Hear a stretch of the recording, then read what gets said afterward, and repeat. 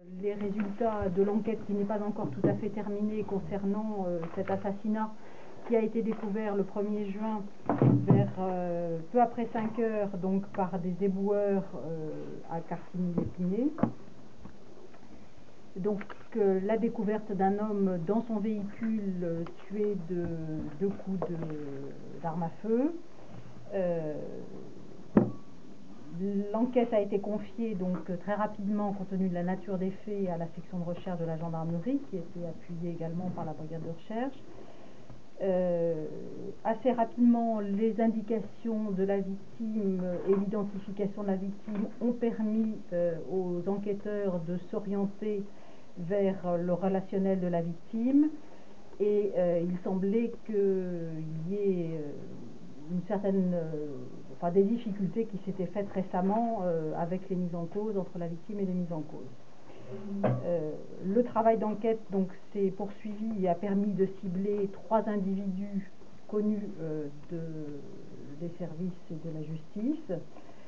Le premier s'est rendu volontairement le dimanche soir à la gendarmerie, s'est constitué prisonnier, mais son interpellation de toute façon était prévue par les gendarmes avec l'aide du GIGN donc le lendemain matin.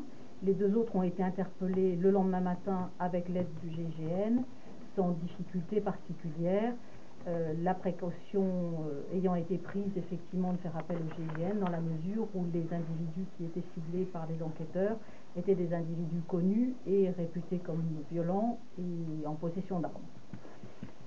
Donc l'enquête a progressé et à l'heure actuelle, nous avons à peu près le scénario de cet assassinat, de ce qui s'avère être un assassinat, avec 2 personnes impliquées principalement et une 3e qui les aurait aidés à se débarrasser de l'arme postérieurement au crime.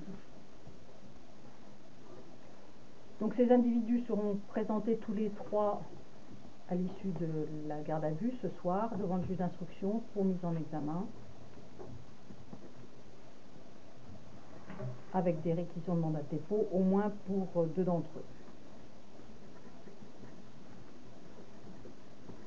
La victime était très connue de la justice et se trouvait en libération conditionnelle depuis 2012.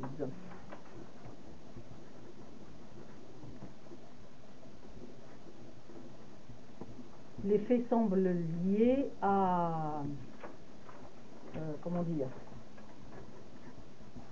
à des affaires de stupéfiants, à des dettes de stupéfiants qui liaient la victime et les auteurs de ce crime.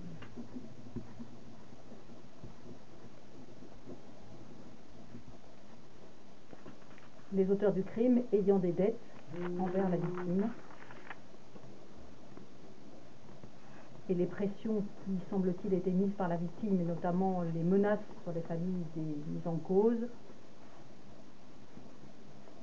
les ont conduits donc à passer à l'action pour se débarrasser de la victime.